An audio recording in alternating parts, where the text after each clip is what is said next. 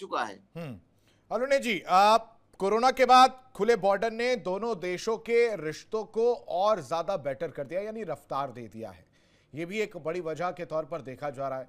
साथ ही साथ इनसाइड अगर इसमें हम जाए या इनसाइड स्टोरी समझने की कोशिश करें तो क्या सीन देख पा रहे हैं कि इनको इनकी जरूरत है, जिसकी तरफ आप दिनेश सर भी ये कह रहे थे कि दोनों को एक दूसरे की कहीं ना कहीं जरूरत है, और पावर सर्किल अगर तैयार कर रहा है तो चीन ने जो है दरवाजा खटखटाया है। मैं आशीष जी, देखिए, दो तीन बातों को समझने की जरूरत है। दरअसल जब माओ से लेकर आगे भी चीन एक रणनीति पर चला है कि जो रणनीतिक मामले हैं या जो सीमा विवाद जैसे मामले, उनको दीर्घकालीन स्तर तक उलझाया जाए और आर्थिक महाशक्ति बनने के लिए आर्थिक मसलों पर आगे बढ़ा जाए। आप देखिए, भारत को लेकर भी चीन इस नीति का पालन करता है जिसमें वो सीमा विवाद को दीर्घकालीन स्तर तक उलझाए रखने में विश्वास करता है। उसको अभी सीमा विवाद के हल से कोई लेना देना नहीं है, लेकिन वो चाहता है कि वो व्यापार जरूर करे। तो चीन की जो रणनीतियां हैं वो बहुत जो है वो खतरनाक रणनीतियां नजर आती है। अब एक दूसरी बात है गुरिल्ला वार की, जो कि चीन इस पर विश्वास करता है कि गुरिल्ला युद्ध लड़ा जाए। तो अब जो उत्तर कोरिया है उसको गुरिल्लाओं की तरह चीन ने तैयार कर लिया है। अब जहां तक सवाल यह है कि आप उत्तर कोरिया के लोगों का उपयोग कैसा करते हैं या उत्तर कोरिया का क्या फायदा ले सकते हैं, तो देखिए, उत्तर कोरिया दुनिया भर से प्रतिबंधित है, लेकिन दुनिया में अभी भी यदि हथियारों की तस्करी होती है तो उत्तर कोरिया के जहाज अभी हारमुज को लेकर इतना सख्त पहरा है, नहीं तो कोई उत्तर कोरिया के जहाज कहां पर जाएंगे इसके बारे में पता नहीं होता। उत्तर कोरिया के जो लोग हैं बाकायदा उनको बंदी बनाकर, उनके परिवारों को बंदी बनाकर रखा जाता है और उनके परिवार के लोगों को दूसरे देशों में भेजा जाता है, जिससे कि वो लोग पैसा कमाकर उत्तर कोरिया को भेजे। और चूंकि उनका परिवार बंदी यहाँ पर, इस कारण से वो उसके विरोध में आवाज भी नहीं उठाए। ऐसा यूरोप से भी आवाजें सुनी गई है। तो अब चीन को लेकर देखिए, चीन से तस्करियां भी होती है। चीन जो है वो हथियारों की तस्करी से पैसे कमा सकता है। ईरान जो है वो जो तेल का अवैध व्यापार करता है, और इस सब में उत्तर कोरिया इन्वॉल्व होता है।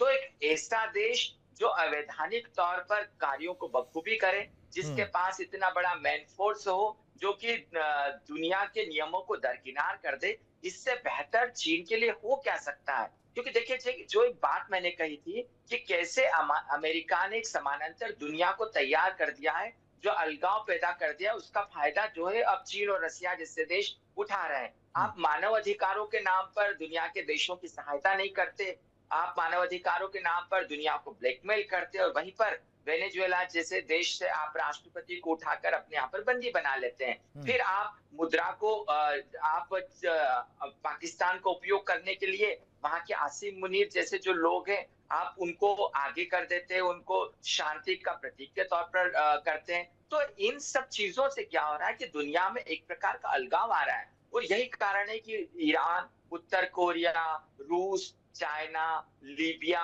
और अब ब्राजील जैसे जो देश है, या दक्षिण अफ्रीका जैसे देश है, वो भी कहीं ना कहीं इसमें शामिल होते जा रहे हैं। आप देखिएगा, दक्षिण अफ्रीका में एक नया मोर्चा तैयार कर रहा है अमेरिका, क्योंकि वहां पर श्वेत वर्चस्ववाद के नाम पर वहां के प्रधानमंत्री को आप जलील कर रहे हैं, वाशिंगटन में बुला के जलील कर रहे हैं। तो ये जो अमेरिका की नीतियां इतनी खतरनाक हो गई है कि चीन के लिए नए विकल्प खुल गए हैं। अब आप एक तरफ तो मानवाधिकारों के नाम पर प्रतिबंध झेलने के लिए तैयार हैं, दूसरी तरफ चीन जैसे जो देश है, जो कि मानवाधिकारों से लेना देना नहीं है, लोकतंत्र से लेना देना नहीं है, वो ईरान के साथ खड़े, चाहे ईरान के लोगों को वहां के जो शासन है वो कुचलता रहे।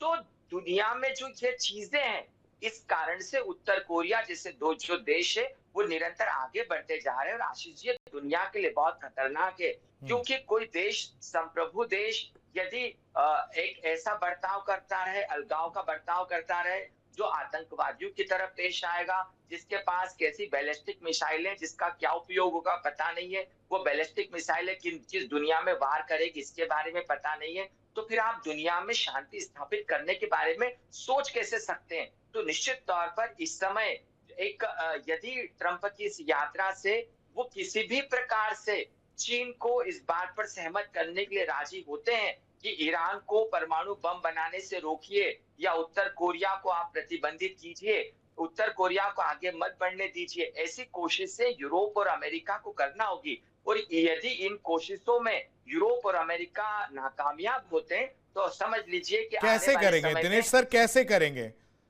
इशारा साफ है कि चीन जो है वो openly anti America campaign word use कर लूं